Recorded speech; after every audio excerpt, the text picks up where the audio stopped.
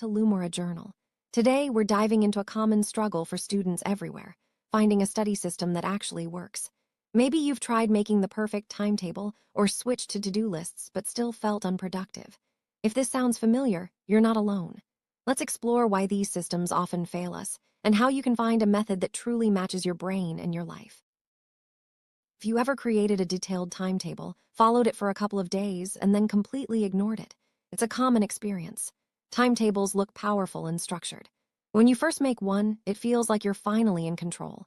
But soon, real life gets in the way. Your energy doesn't stay the same every day, and sticking to a strict schedule becomes harder than you expected. A timetable assumes your energy and focus are the same every day at the same time. But in reality, some days you're tired, some days school drains you, and sometimes your mind just feels heavy. When you miss a study slot, guilt starts to build up. Over time, this guilt makes you avoid the timetable altogether, and the plan falls apart. So you switch to a to-do list. It feels more flexible and less strict than a timetable. You write everything down, hoping this will finally make you productive. But by the end of the day, you still feel unproductive. Why does this happen? Let's take a closer look at how to-do lists can also go wrong. Most students overload their to-do lists. They write down big, unclear tasks like finish chapter or study science. These tasks create pressure instead of clarity. Your brain doesn't see a small, manageable step.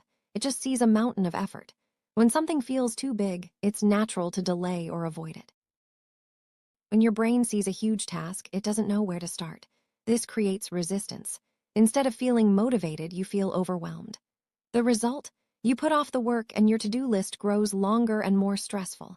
It's not about laziness or lack of discipline. It's about how your brain reacts to unclear goals.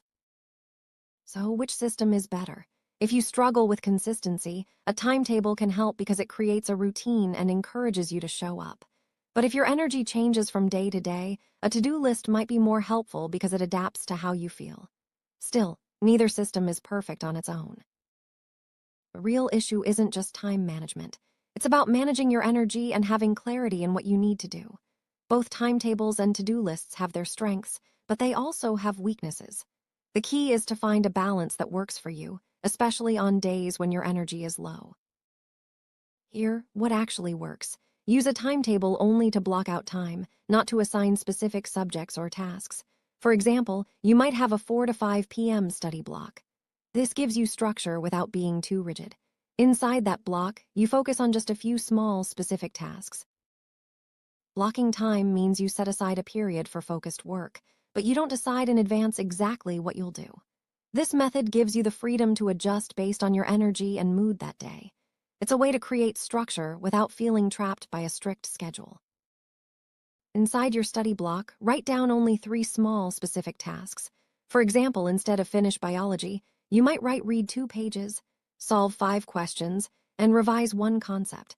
These small steps are clear and manageable, making it easier to get started and keep going. Small tasks reduce resistance. When you see a simple step, your brain feels less overwhelmed.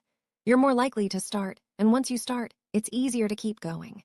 Each small win builds momentum, and that momentum helps you stay motivated throughout your study session. Momentum is powerful.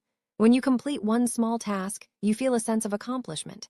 This feeling pushes you to tackle the next task. Over time, these small wins add up, and you find yourself making real progress, even on days when your energy is low. Motivation doesn't come from big plans. It comes from small, repeated successes. When you see yourself making progress, even in tiny steps, you feel more motivated to keep going.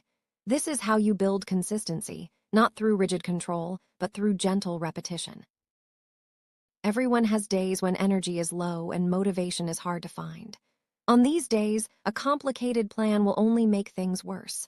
But a simple system, blocking time and choosing small tasks, can help you keep moving forward, even when you don't feel your best. The best study system is one you can repeat, even on your worst days. It's not about perfection. It's about having a method that works for you, no matter how you're feeling. This repeatability is what leads to real, lasting progress over time. Use time blocks for structure and small tasks for clarity. This combination gives you the best of both worlds.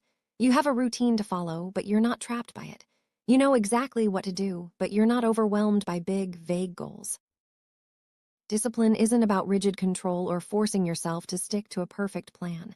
It's about gentle repetition, showing up for yourself day after day in a way that feels manageable and kind. This approach helps you build habits that last. You don't need a perfect plan to succeed. In fact, chasing perfection often leads to frustration and burnout. Focus on making your system simple and repeatable. Allow yourself to make mistakes and adjust as you go. Progress is more important than perfection. Studying doesn't have to be stressful. When you use a system that matches your brain and your life, you can study calmly and confidently. Remember, it's not about doing more. It's about doing what works for you at your own pace. To sum up, the most effective study system combines the structure of a timetable with the flexibility of a to-do list. Block out your study time, but keep your tasks small and specific. This balanced approach helps you stay consistent, motivated, and calm, no matter what your day looks like. Let's look at a practical example. Say you have a study block from 4 to 5 p.m. Instead of planning to finish chapter 5, you write down 3 small tasks, read 2 pages, solve 5 questions, and revise 1 concept. This makes your session clear and achievable. Every day is different. Some days you'll have lots of energy, and some days you won't. By blocking time and choosing small tasks, you can adapt your study plan to fit how you feel. This flexibility helps you stay productive without burning out. When you miss a study slot or don't finish a big task, it's easy to feel guilty. But with this system, you focus on what you did accomplish, not what you missed. This positive mindset keeps you motivated and helps you avoid the guilt that comes from unrealistic plans. Every small task you complete is a win. Celebrate these moments. They add up over time and show you that you're making progress, even if it feels slow. Recognizing your achievements keeps you motivated and builds your confidence. Your study system isn't set in stone.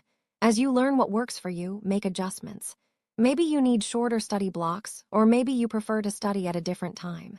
The key is to keep your system flexible and responsive to your needs. Over weeks and months, these small, consistent efforts lead to big results. You'll find that you're able to cover more material, remember more, and feel less stressed. The power of a repeatable, flexible system is that it supports you for the long haul. Be gentle with yourself. Everyone has off days. What matters is that you keep showing up, even if it's just for a short study block. Self-compassion helps you recover quickly and keeps you moving forward. Remember, your study system should fit you, not the other way around. Experiment with different approaches until you find what feels right. Your brain, your energy, and your life are unique. Build a system that supports your success. This is Lumora Journal. Study calmly and remember, you don't need a perfect plan. You just need a system you can repeat even on your toughest days. Thanks for watching, and I'll see you in the next video.